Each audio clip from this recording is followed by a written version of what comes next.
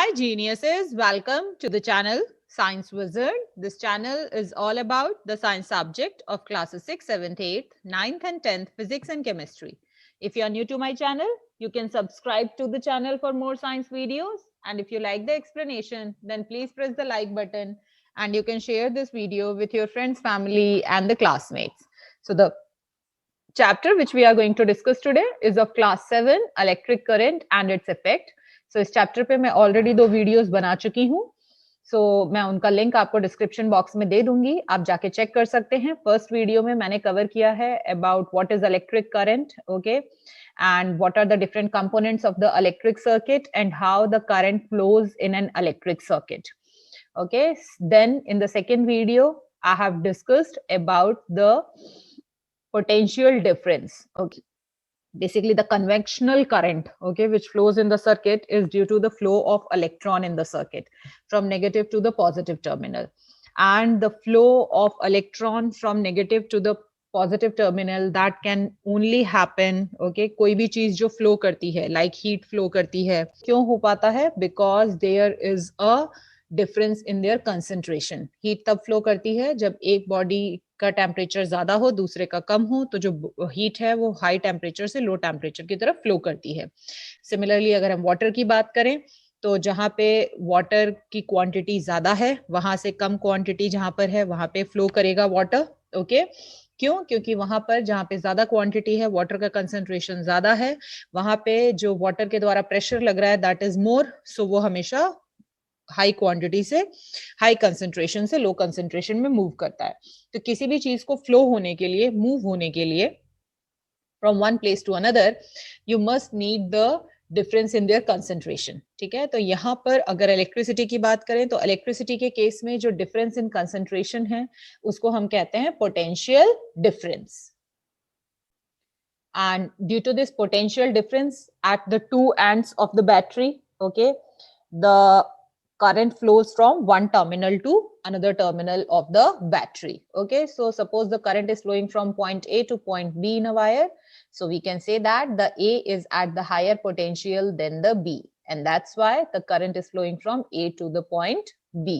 Okay, and what allows this current to flow from one terminal to the another, that is, for that we need the energy source, that is the electric cell or a battery. So this is the device basically which makes the current continuously move in a wire by creating the potential difference. So when you connect the cell or a battery with any circuit, so जो battery होता है और या cell जो होता है उसमें आपने हमेशा नोटिस किया होगा पॉजिटिव और नेगेटिव टर्मिनल होता है. सो वो जो पॉजिटिव और नेगेटिव टर्मिनल होता है वो रिप्रेजेंट करता है the difference in potential. Means जो नेगेटिव टर्मिनल है it has the high concentration of electron at it ends, और जो पॉजिटिव टर्मिनल है उस वहां पर बहुत ज्यादा कंसंट्रेशन होता है पॉजिटिव पार्टिकल्स का, प्लस पार्टिकल्स का. ओके, सो दो टर्मिनल्स होते हैं, एक पे पॉजिटिव एक पे नेगेटिव होता है. पॉजिटिव टर्मिनल जो होता है उसमें हाई पोटेंशियल होता है देन द नेगेटिव टर्मिनल, और इसीलिए जो आपका करंट है वो मूव करता है from high potential to the low potential. ना उसके बाद हमने डिस्कस किया था about the heating effect of the electric current. ठीक है, तो किसी भी चीज के थ्रू जब आप करंट फ्लो करवाते हैं तो वो वहां पे हीट प्रोड्यूस करता है. सो बेसिकली हमने ये देखा था कि कोई भी जो एनर्जी होती है वो एक फॉर्म से दूसरे फॉर्म में कन्वर्ट हो जाती है. तो बेसिकली जब हम heating effect of electric current की बात कर रहे हैं तो यहाँ पे हम क्या बोल रहे हैं कि जो इलेक्ट्रिकल एनर्जी है that is converting into the heat energy. Okay, तो हीटिंग और लाइटनिंग इफेक्ट में हम क्या देख रहे हैं कि जो इलेक्ट्रिकल एनर्जी है वो कन्वर्ट होती है into the heat energy and light energy. ये कैसे पता चलता है हमको? सो जब भी इलेक्ट्रिक करंट को फ्लो करते हैं किसी भी कंडक्टर के द्वारा तो उसमें से कुछ जो इलेक्ट्रिकल एनर्जी होती है that converted into the heat energy. So for this, you can conduct an experiment. Just make a circuit as shown in figure 17.6. So this is the circuit, simple circuit. You have to make this simple circuit by using the bulb. These are the wires, okay? And this is the switch, which basically open and close the circuit. And this is the energy source, that is the battery, okay? So first make this kind of simple electric circuit. And then in the circuit, you have to keep the switch in the off position, ठीक है, and touch the bulb to see how warm it is. तो सबसे पहले जो circuit है उसको उसमें switch off रखेंगे, इसका मतलब सर्किट ओपन है, उसमें कोई करंट फ्लो नहीं हो रहा है। उस वक्त आपको जो बल्ब है उसको टच करके देखना है क्या वो गर्म है। सो जब उस वक्त आप टच करेंगे तो जो बल्ब है उसका जो टेम्परेचर होगा that is exactly the room temperature, ठीक है, वो गर्म नहीं लगेगा। नाउ आपको स्विच को ऑन करना है, जैसे ही आप स्विच ऑन करेंगे करंट फ्लो होने लगेगा सर्किट में से, और कुछ सेकंड्स के बाद आपको फिर से उसको टच करके देखना है। तो आप वहां देखेंगे कि जो बल्ब है वो गर्म हो चुका है। अब बल्ब गर्म कैसे हुआ वहां पे? Due to the heating effect of the electric current. Okay, फिर से एक और एक्सपेरिमेंट आपके बुक में समझाया हुआ है। You have to take a piece of nichrome wire from an electric repair shop. So these are the nichrome wires. Nichrome is a metal basically, and this wire is used in a electric irons. तो जो भी आप irons use करते हैं अपने घर में कपड़ों को प्रेस करने के लिए, उसमें ये नाइक्रोम वायर यूज किया जाता है, ठीक है। Now just make a circuit, you have to take a board, ठीक है। आपने एक सिंपल सा लकड़ी का बोर्ड लिया है, उस पे आपने ये दो नेल्स फिट किए हैं और दोनों नेल्स को कनेक्ट किया विद द नाइक्रोम वायर, और फिर वन एंड को आपने कनेक्ट किया है विद द स्विच, और यहाँ से दूसरे एंड को आपने बैटरी से कनेक्ट किया, और फिर इन दोनों को भी आपने वायर से कनेक्ट कर दिया है। तो बेसिकली आपने यहाँ पे एक सर्किट बनाया है, और इस सर्किट में स्विच है आपका, basically यहाँ पे cell है, you have not used the battery because there are only two lines, okay, so one is representing the positive terminal of the cell and second is representing the negative terminal of the cell. तो switch है, wire है आपके पास, cell है, बस यहाँ पे bulb की जगह what you are using, you are using this iron nails and these nichrome wires, okay. Now when you make the circuits in first condition you have to keep the switch off. तो अगर switch off position में होगा तो इसका मतलब current flow नहीं कर रहा है, उस वक्त आपको ये जो नाइक्रोम वायर है यहाँ पे इसको टच करके देखना है, ठीक है। फिर उसके बाद स्विच ऑन करना है, और स्विच ऑन करने के बाद फिर आप नाइक्रोम वायर को कुछ टाइम के बाद आप उसको टच करके देखिए। बट जब कुछ टाइम के बाद आप नाइक्रोम वायर को टच करेंगे तो उससे पहले आपको यहाँ पे स्विच ऑफ कर देना है ताकि करंट फ्लो ना हो रहा हो, because you may get the electric shock, okay. So touch the wire very lightly after the few seconds. What do you find? Has the wire become hot? So yes, the wire become hot. And why it has become hot? It is showing the heating effect of the electric current. Okay, so the two activities shows that when a current flows in a wire, so some of the electrical energy get converted into the heat energy, and this is called the heating effect of the electric current. Okay. Now, अब किसी wire, कोई जो wire है वो बहुत ज्यादा गर्म हो जाता है, और कोई वायर जो होता है वो उतना ज्यादा गर्म नहीं होता है जब उसके थ्रू इलेक्ट्रिक करंट फ्लो करवाते हैं। Then why it is so? It is due to because the different wires have the different resistance. Okay, so resistance का मतलब क्या होता है? किसी भी चीज को रेसिस्ट करना, रेसिस्ट मतलब रोकना, ठीक है। तो अगर मान लो कि कोई वायर जो है वो इलेक्ट्रिक करंट को रेसिस्ट कर रहा है, वो बहुत इजीली इलेक्ट्रिक करंट को फ्लो नहीं होने दे रहा उसके थ्रू, सो वहां पर अगर रेसिस्टेंस ज्यादा है तो उस जो वायर में जब इलेक्ट्रिकल एनर्जी फ्लो होगी तो वहां पे हीट भी ज्यादा जनरेट होगी, ठीक है। सो जितना ज्यादा रेसिस्टेंस होगा उतनी ज्यादा हीट जनरेट होगी, और इसीलिए जो कॉपर वायर्स होते हैं वो बहुत जल्दी गर्म नहीं होते हैं, हीट अप नहीं होते हैं। क्यों?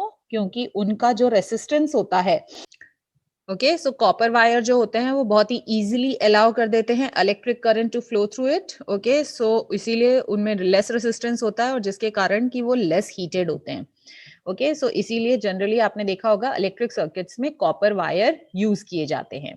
सो अगर आपसे ये क्वेश्चन पूछा जाता है कि जो वायर्स होते हैं वो क्यों हीट अप हो जाते हैं after passing the electric current, so वहां पर पहला आंसर होगा because the electrical energy which is passing through the wire get converted into the heat energy. And अगर दूसरा क्वेश्चन पूछा जाता है कि why few wires become very hot but few may not, so the answer is the wire which gives the high resistance, which offer the high resistance, okay, for the current to flow through it. So in that case the heat generated by the wire is more, okay, so the greater would be the heat generated. But if the resistance is less, then the heat generated by the wire is less. Okay, similarly जो nichrome अभी आपने एक experiment में देखा, tungsten जो कि as a filament use होता है इन अ बल्ब, ये बहुत ही हाई रेसिस्टेंस ऑफर करते हैं in order for a electric current to flow through them. तो बहुत ज्यादा हाई रेसिस्टेंस होने के कारण क्या होता है कि वहां पे बहुत ज्यादा हीट जनरेट होती है और वो बहुत ज्यादा हीटअप हो जाते हैं, गर्म हो जाते हैं। ठीक है, नेक्स्ट अगर हम मटेरियल की बात करें तो जैसे मैंने आपको बताया नाइक्रोम और टंगस्टन जो होते हैं उनमें हाई रेसिस्टेंस होता है तो बहुत ज्यादा हीट जनरेट हो जाती है, बट जो कॉपर है उसमें लेस रेसिस्टेंस होता है तो उतनी ज्यादा हीट जनरेट नहीं होती।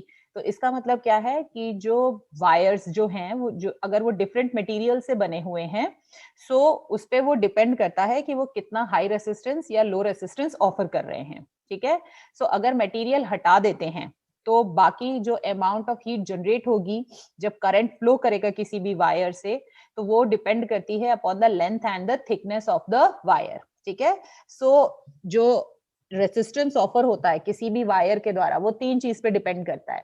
पहला कि उसका मटेरियल क्या है, वो किस मटेरियल से बना है, दूसरा उसकी लेंथ क्या है वायर की, और तीसरा उस वायर की थिकनेस क्या है। So now we are going to discuss the another property of the electric current and that is the magnetic effect of the electric current. तो अभी हमने क्या देखा कि जो electric current होता है वो heating effect भी cause करता है and now जो electric current है वो magnetic effect भी cause करता है। magnetic effect का मतलब कि जैसे मैग्नेट की टेंडेंसी होती है ना आयरन को अपनी तरफ अट्रैक्ट करना, सो सिमिलरली यहाँ पे जो करंट कैरिंग वायर है वो भी एज अ मैग्नेट एक्ट करता है, वो भी मैग्नेटिक इफेक्ट शो करता है। ओके, सो इस एक्टिविटी को करने के लिए you need a compass needle on a table. So आपके फिजिक्स के लैब में you will get the small compass. ठीक है, and as you are aware it will point in the north south direction. तो जो कंपास होता है वो हमेशा नॉर्थ साउथ डायरेक्शन शो करता है। ले a copper wire beneath it, beneath का मतलब होता है उसके नीचे। ठीक है, तो जो कंपास है उसके नीचे आपको कॉपर वायर लगाना है और फिर वो जो कॉपर वायर आपने लगाया है उसके दो एंड्स होंगे, उन दोनों एंड्स को आपको बैटरी से कनेक्ट करना है थ्रू द स्विच। ठीक है, तो what do you notice when you put the switch on? तो जब आप स्विच ऑन करेंगे तो does the needle get deflected? तो क्या वो निडल जो है वो नॉर्थ साउथ डायरेक्शन के अलावा उसका डायरेक्शन चेंज हुआ है क्या? और जैसे ही आप स्विच को ऑफ करते हैं तब क्या होता है? ठीक है, सो देखो आप यहाँ पर ये आपका कंपास है। ठीक है, उसके नीचे से यहाँ से कॉपर वायर पास हो रही है, ये आपकी बैटरी है, ये आपका स्विच है। तो फर्स्ट केस में देखोगे स्विच ऑफ है तो जो कंपास है वो नॉर्थ साउथ डायरेक्शन शो कर रहा है, बट सेकेंड केस में स्विच ऑन कर दिया मतलब करंट फ्लो हो रहा है। ठीक है, तो जैसे ही करंट फ्लो होगा तो you can see the deflection in the compass needle, यहाँ पे कंपास निडल डिफ्लेक्ट कर रहा है। ठीक है, तो जनरली जो कंपास होता है that also acts like a small magnet. ठीक है, सो यहाँ पर अगर वो डिफ्लेक्शन शो कर रहा है by passing the electric current तो इसका मतलब कि यहाँ पर कोई ना कोई मैग्नेटिक इफेक्ट कॉज हो रहा है, जिसके कारण आपने पढ़ा है ना कि जो दो सिमिलर पोल्स होते हैं वो मैग्नेट के वो हमेशा एक दूसरे को रिपेल करते हैं और जो अनसिमिलर पोल्स होते हैं वो हमेशा एक दूसरे को अट्रैक्ट करते हैं। ठीक है, so you will notice that the needle deflects when the current is switch on. ठीक है, तो जैसे ही करंट फ्लो होगा सर्किट में तो निडल डिफ्लेक्ट करेगी और वो उसी पोजीशन में रहेगी, डिफ्लेक्टेड पोजीशन में ही रहेगी जब तक कि इस सर्किट के थ्रू करंट पास हो रहा है। क्यों? क्योंकि जब तक इसमें करंट पास होगा तब तक वहां पे मैग्नेटिक फील्ड क्रिएट होगी और मैग्नेटिक फील्ड के कारण कंपास जो है वो डिफ्लेक्शन शो करेगा। ठीक है, बट जैसे ही इसका करंट ऑफ कर देंगे तो इसका करंट ऑफ होने के बाद जो निडल है अब वहां पे जैसे ही करंट ऑफ हुआ तो अब जो वायर है ठीक है वो अब यहाँ पे मैग्नेटिक इफेक्ट शो नहीं कर रहा है। ठीक है, तो इसीलिए जो कंपास है वो वापस अपने पहली वाली पोजीशन पे आ जाएगा। ठीक है, सो यहाँ पर हमने ये देखा कि जब भी हम किसी वायर के थ्रू करंट फ्लो करवाते हैं और जब उसके पास कंपास लेके आते हैं तो वो डिफ्लेक्शन शो करता है। अब इसके लिए ना सबसे इजी तरीका है इसको समझने का, आप क्या कर सकते हो, you just bring the magnet. ठीक है, आपके स्कूल में मैग्नेट होगा, हर मैग्नेट का नॉर्थ और साउथ पोल होता है, तो मैग्नेट के पास कंपास लेके आओ। ठीक है, तो जब मैग्नेट के पास कंपास लेके आओगे तो you see that the compass shows the deflection. ठीक है, और सेम टाइप ऑफ डिफ्लेक्शन आप जब उसको इस सर्किट में रख रहे हो एंड सेम जब आपने कंपास को इस सर्किट में रखा है तो वैसे ही डिफ्लेक्ट हो रहा है यहाँ पे भी compass.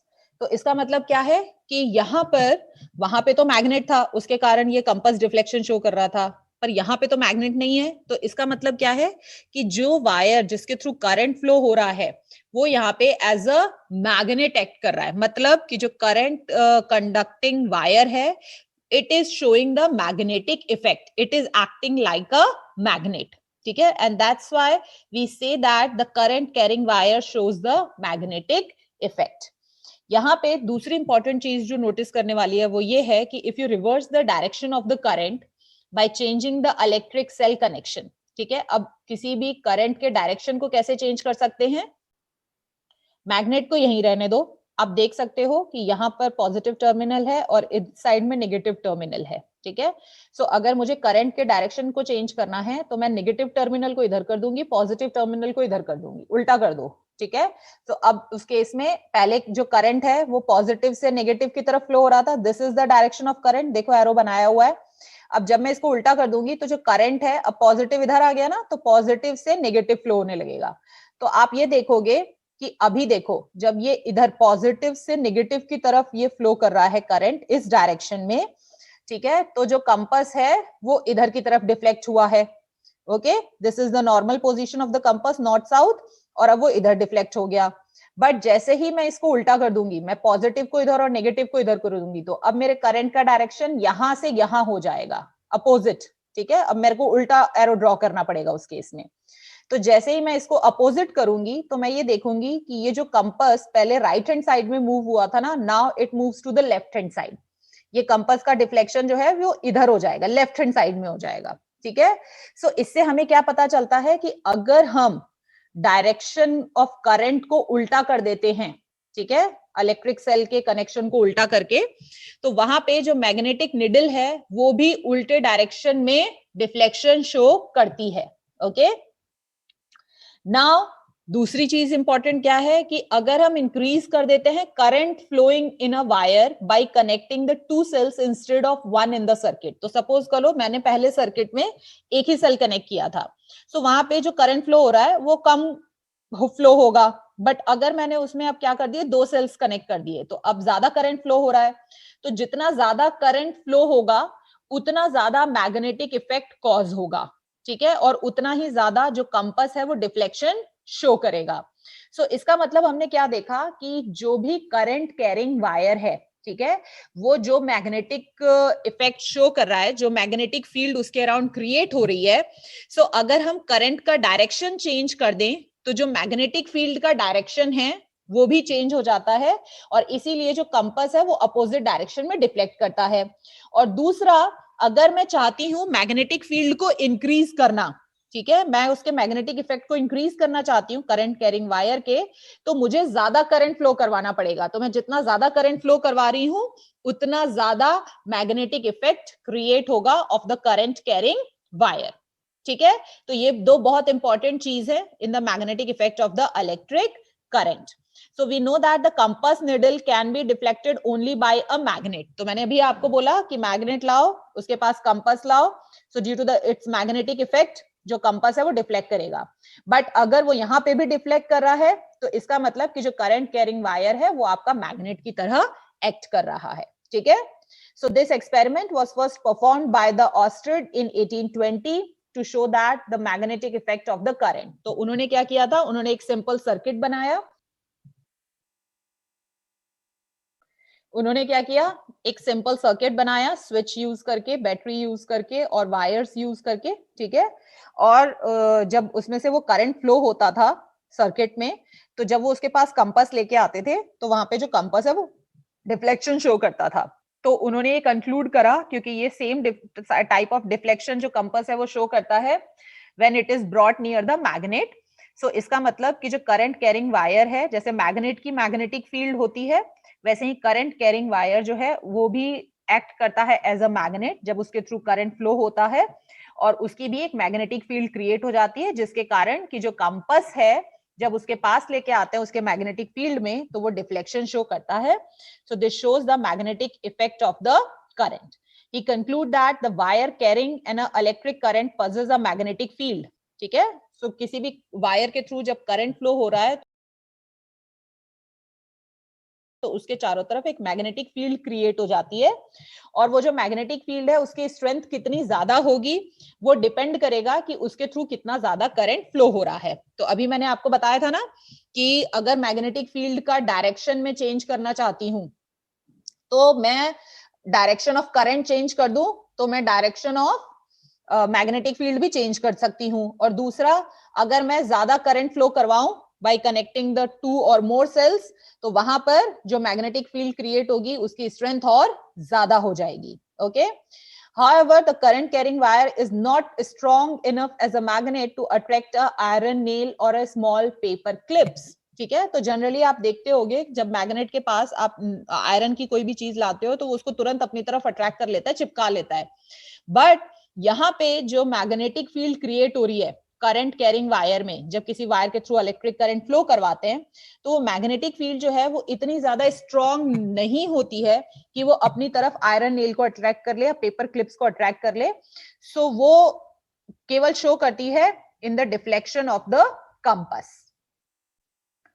Now, on the basis of the magnetic effect of electric current, we are going to discuss the solenoids. What are the solenoids? Okay. So, solenoids is a cylindrical coil of wire. ठीक है, तो आपने देखा होगा जो coil होता है उसमें हम क्या करते हैं कि जो वायर होता है उसको ऐसे राउंड राउंड करके ऐसे राउंड राउंड लपेट देते हैं। ठीक है, सो सोलेनॉइड क्या होता है, वो सिलेंड्रिकल कॉइल होता है वायर का। When a current flows through it, the solenoid behaves like a bar magnet। ठीक है, अब यहाँ पे जो सिलेंड्रिकल कॉइल है, अब आप देख रहे हो ना, एक तो है यहाँ पे ये स्ट्रेट वायर आपको दिख रहा है कॉपर का। ठीक है, अब यहाँ पे क्या किया, उसी कॉपर वायर को ऐसे कॉइल के फॉर्म में यहाँ पे देखो ऐसे बना दिया है, तो इसको हम सोलेनॉइड कहते हैं। ठीक है, और जब इसके थ्रू करंट फ्लो होता है, सो अब यहाँ पे ये भी वायर है, ये भी वायर है, but due to the formation of these coils, ठीक है, तो यहाँ पे जो मैग्नेटिक इफेक्ट क्रिएट हो रहा है और यहाँ पे जो मैग्नेटिक इफेक्ट क्रिएट हो रहा है उसमें डिफरेंस होता है। कैसे, इसको ऐसे कॉइल फॉर्म में कर देती हूँ, ठीक है, और उसके थ्रू करंट फ्लो करवाती हूँ, तो इसको मैं कहूंगी सोलेनॉइड। ओके, सो जब भी करंट फ्लो करता है सोलेनॉइड के थ्रू तो वो बार मैग्नेट की तरह बिहेव करता है। मतलब कि जैसे बार मैग्नेट में दो पोल्स होते हैं ना, नॉर्थ और साउथ, तो वैसे ही यहाँ जो सोलेनॉइड है इसके थ्रू भी जब करंट फ्लो करता है तो इसमें भी दो पोल्स क्रिएट हो जाते हैं, एक नॉर्थ पोल और एक साउथ पोल। ठीक है, सो सोलेनॉइड बनाने के लिए आपको क्या करना है, you have to closely winding, winding मतलब लपेटना है। ठीक है, सो सपोज आप क्या करो, अपने घर में कोई पेंसिल हो या कोई रॉड हो, ठीक है, पतली सी पेंसिल के साइज की या उससे थोड़ी मोटी, तो आपको सोलेनॉइड बनाने के लिए क्या करना है, 20 से 25 टर्न्स जो हैं इंसुलेटेड कॉपर वायर के, उसके सिलेंड्रिकल ऑब्जेक्ट के, जैसे गम ट्यूब है आपके घर में अगर, तो उसके चारों तरफ आप उसको लपेट दो। ठीक है, सो और उसके बाद उसमें से ट्यूब बाहर निकाल लो, तो ये जो बना आपका, इसको हम कहते हैं सोलेनॉइड। ठीक है, नाउ ट्यूब से बाहर निकालने के बाद जो दो एंड्स होंगे वायर को, उनको कनेक्ट करो स्विच और बैटरी के संग। ठीक है, नेक्स्ट, नाउ ब्रिंग, अब जब आपने यहाँ पे स्विच ऑफ किया हुआ है तो स्विच ऑफ की कंडीशन में आप मैग्नेट लेके आओ। तो मैग्नेट अभी मैंने बताया था ना कि वो हमेशा नॉर्थ और साउथ पोल फेसिंग रहता है। सो इसका मतलब कि जब स्विच ऑफ है, इसके थ्रू करंट फ्लो नहीं कर रहा, तो मैग्नेट में कोई डिफ्लेक्शन शो नहीं हो रहा। इसका मतलब कि यहाँ पे कोई भी मैग्नेटिक इफेक्ट नहीं है करंट का। ठीक है, पर जैसे ही मैं स्विच ऑन करूंगी करंट फ्लो होने लगेगा, और जो करंट कैरिंग कंडक्टर वायर होता है वो एक्ट करता है एज अ मैग्नेट। ठीक है, तो यहाँ पर मैग्नेटिक फील्ड क्रिएट हो जाएगी, ये as a bar magnet act करने लगेगा which has the two poles north और साउथ। तो यहाँ पर यू कैन इजिली सी जो नॉर्थ साउथ था अब वो ईस्ट वेस्ट हो गया है, इतना ज्यादा डिफ्लेक्शन हुआ है यहाँ पे। ठीक है, सो इसका मतलब कि जो वायर है इंसुलेटेड कॉपर वायर, जब उसके मैं 20 to 25 ऐसे टर्न्स क्रिएट करती हूँ और उनको जब कनेक्ट करती हूँ आपके स्विच और बैटरी से, कारण वहां पे जो मैग्नेटिक फील्ड क्रिएट हो रही है वो ज्यादा क्रिएट हो रही है। ठीक है, test to see if the coil can attract the magnetic paper clip. ठीक है, अब यहाँ पे जब करंट फ्लो हो रहा है तो ट्राई करो मैग्नेटिक पेपर क्लिप्स लाने की, आयरन की पेपर क्लिप्स लेके और देखो कि क्या वो इससे अट्रैक्ट हो रही हैं। It is probably still not strong enough to attract the clip. So अभी भी डिफ्लेक्शन तो ज्यादा हो रहा है as compared to the straight wire, but यहाँ पर अभी भी जो मैग्नेटिक फील्ड है वो इतनी स्ट्रांग नहीं है कि वो पेपर क्लिप्स को अट्रैक्ट कर सके। ठीक है, अब दूसरी कंडीशन में क्या करना है, now put a small iron rod in the coil, let me show you. ठीक है, तो यहाँ पे देखो स्विच ऑन है, ये आपका सोलेनॉइड है और यहाँ पे ये पेपर क्लिप्स पड़े हैं। ठीक है, फिर भी ये पेपर क्लिप्स जो है वो इसके संग अट्रैक्ट नहीं हो रहे हैं क्योंकि मैग्नेटिक फील्ड तो है बट वो मैग्नेटिक इफेक्ट जो है वो इतना ज्यादा नहीं है कि वो पेपर क्लिप्स को अपनी तरफ अट्रैक्ट कर सके जैसे कि आपका मैग्नेट कर लेता है। अब क्या करो, इसके अंदर ठीक है कोई भी, जैसे यहाँ पे एक स्मॉल आयरन रॉड लिया है, ठीक है, तो कोई भी मैग्नेटिक मटेरियल ले लो। मैग्नेटिक मटेरियल का मतलब कि जो इजीली मैग्नेट से अट्रैक्ट हो जाए, तो लोहा जो है वो बहुत इजीली अट्रैक्ट हो जाता है। तो अब क्या करो, ये जो आपने कॉइल्ड वायर लिया था उसके अंदर यहाँ पे एक स्मॉल आयरन रॉड डाल दो। ठीक है, और उसके बाद स्विच ऑन करो और देखो कि क्या अब पेपर क्लिप्स अट्रैक्ट हो रही हैं। तो आप देख सकते हो कि यस, अब पेपर क्लिप्स अट्रैक्ट हो रही हैं। सो इसका मतलब कि जैसे ही मैंने यहाँ पर ये स्मॉल आयरन रॉड डाला, सो उसके कारण जो, क्योंकि देखो बैटरी जो है उसमें अभी भी 2 ही सेल्स हैं, तो amount of current which is flowing through the circuit remains the same, but due to the presence of this small rod in this coiled wire, ठीक है, वहां पे जो मैग्नेटिक इफेक्ट है, जो मैग्नेटिक फील्ड क्रिएट हो रही है इस कॉइल्ड वायर के द्वारा, वो बहुत ज्यादा हो जाती है। ठीक है, और इसीलिए जो मैग्नेट आपका जो पेपर क्लिप्स हैं वो इजीली अट्रैक्ट हो जाते हैं विद दिस। ओके, सो अगर हमें स्ट्रेंथ बढ़ानी है सोलेनॉइड की, ठीक है, तो फिर से मैं बता रही हूँ सोलेनॉइड क्या होता है। सोलेनॉइड जो होता है जब हम इंसुलेटेड कॉपर वायर को कॉइल कर देते हैं, ठीक है, और फिर जब उसको कनेक्ट करते हैं with the switch and the battery, तो जब करंट फ्लो होता है तो उसको हम सोलेनॉइड कहते हैं। ठीक है, तो सोलेनॉइड में ड्यू टू द इंक्रीज, ठीक है, तो फर्स्ट जो है वो due to the increase in the number of turns in the solenoid, तो जितने ज्यादा हम उसमें कॉइल्स बनाएंगे, मतलब जितने ज्यादा हम उसमें टर्न्स बनाएंगे, so as you can see here कि यहाँ पर ये टर्न्स है ना, तो जितने ज्यादा नंबर ऑफ टर्न्स होंगे सोलेनॉइड में, इसका मतलब कि जो स्ट्रेंथ है सोलेनॉइड की, ठीक है, उतनी ही ज्यादा होगी। मतलब कि जब इसके थ्रू करंट फ्लो करेगा तो जो मैग्नेटिक फील्ड क्रिएट होगी इसके चारों तरफ, उसकी स्ट्रेंथ बहुत ज्यादा होगी। तो अगर आपको मैग्नेटिक फील्ड की स्ट्रेंथ बढ़ानी है तो आप क्या कर सकते हैं, जो सोलेनॉइड है उसमें ये नंबर ऑफ टर्न्स जो हैं इनको इंक्रीज कर लीजिए।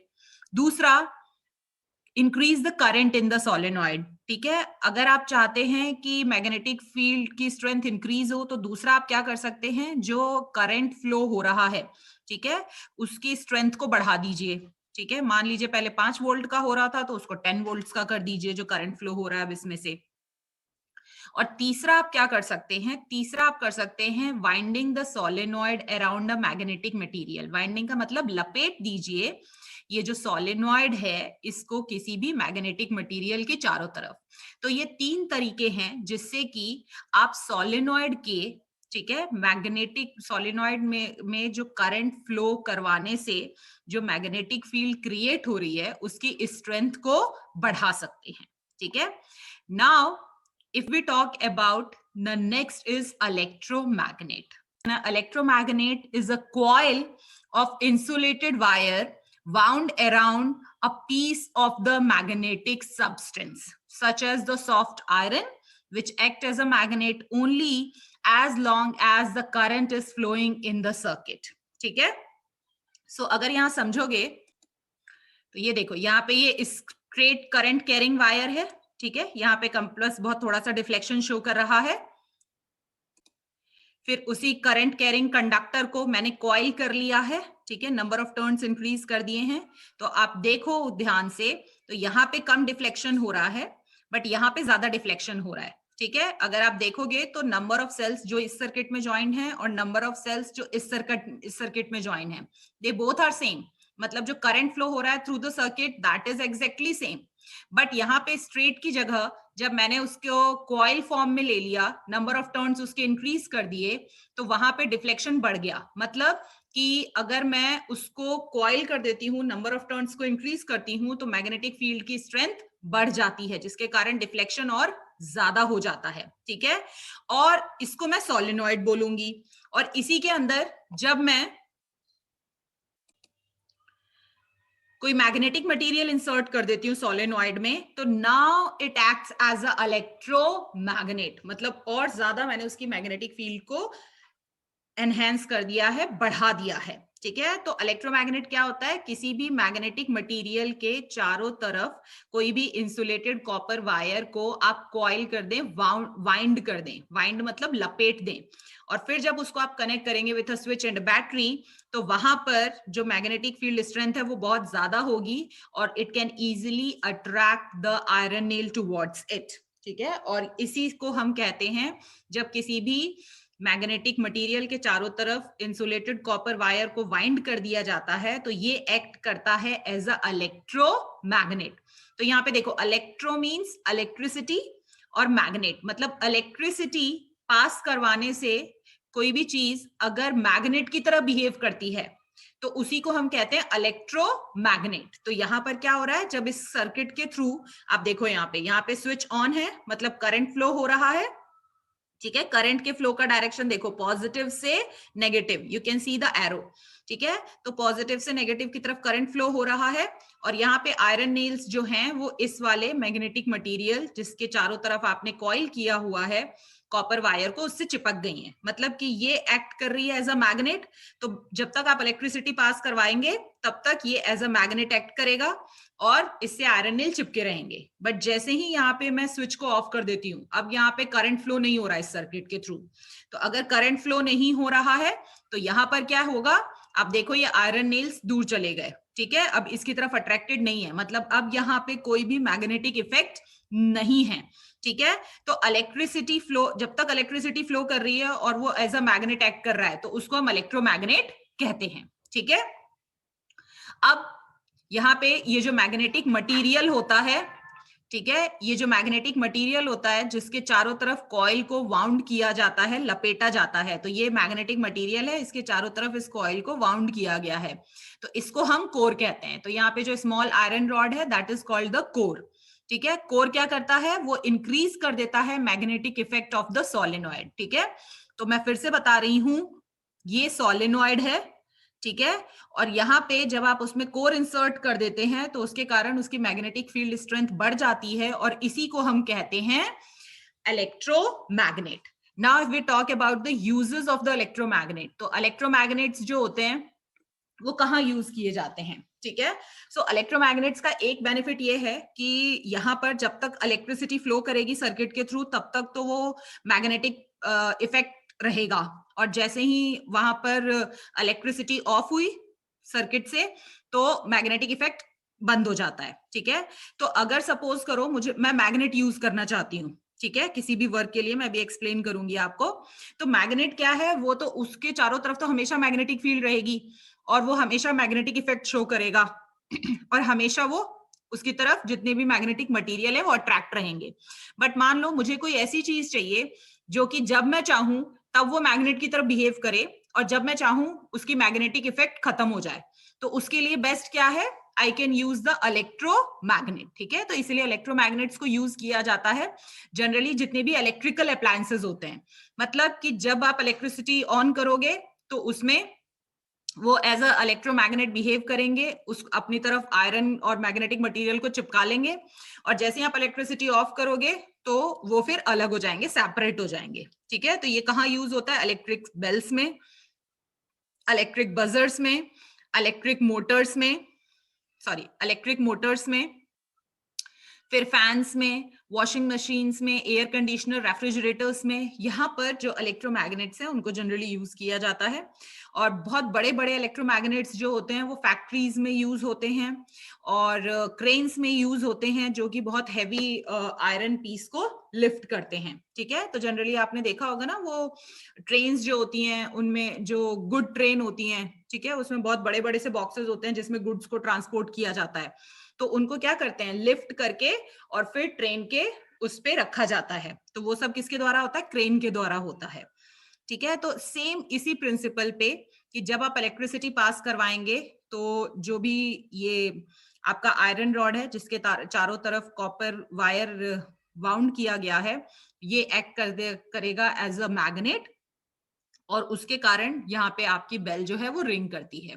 सो let me explain you the function how the electric bell works. ठीक है, अब यहाँ पे ये सिंपल इलेक्ट्रिक बेल है. सिंपल इलेक्ट्रिक बेल में अगर आप देखेंगे तो you can see the circuit here. ठीक है, सो यहाँ पे आप इजिली फिगर आउट कर सकते हैं, दिस इज द स्विच. ठीक है, यहाँ पे ये सेल है आपकी. दूसरा, यहाँ पे ये आपके आयरन रॉड्स हैं जिनके चारों तरफ कॉपर वायर को वाउंड किया गया है. ठीक है, सो जब इनके थ्रू करंट पास होगा तो दे एक्ट्स एज अ इलेक्ट्रोमैग्नेट, इनके चारों तरफ मैग्नेटिक फील्ड क्रिएट हो जाएगी.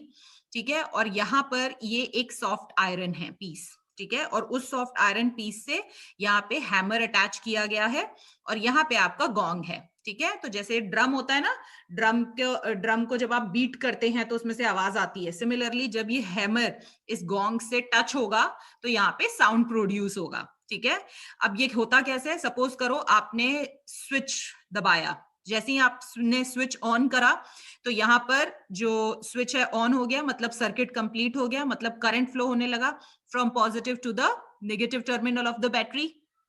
यहाँ पर ये इसके चारों तरफ मैग्नेटिक फील्ड क्रिएट होने लगी. जैसे ही आप इलेक्ट्रिसिटी पास करवाओगे तो ये एज इलेक्ट्रोमैग्नेट एक्ट करेगा, इसके चारों तरफ मैग्नेटिक फील्ड क्रिएट हो जाएगी. और वो जो मैग्नेटिक फील्ड होती है वो इतनी स्ट्रांग होती है कि वो क्या करेगा, ये जो पीस ऑफ आयरन है यहाँ पे, ठीक है, द आयरन रॉड, ठीक है, ये इसको अपनी तरफ इजिली अट्रैक्ट करेगा. ठीक है, पुल करेगा. तो जैसे ये पुल करेगा तो ये आयरन रॉड इसकी तरफ मूव करेगा. तो जैसे ही आगे मूव करेगा तो देखो हैमर आके गॉन्ग से टकराएगा, और जैसे ही ये टकराएगा तो यहाँ पे साउंड प्रोड्यूस होगा और आपको बेल की आवाज सुनाई देगी. बट जैसे ही आप फिर हाथ हटा लेते हो, स्विच आपका ऑफ हो जाता है, तो फिर से क्या होता है, यहाँ पे मैग्नेटिक इफेक्ट खत्म हो जाता है. फिर ये आयरन पीस जो है, आयरन रॉड वापस अपनी जगह आ जाता है, ये गैप क्रिएट हो जाता है, और फिर आपको यहाँ पे आवाज सुनाई नहीं देती.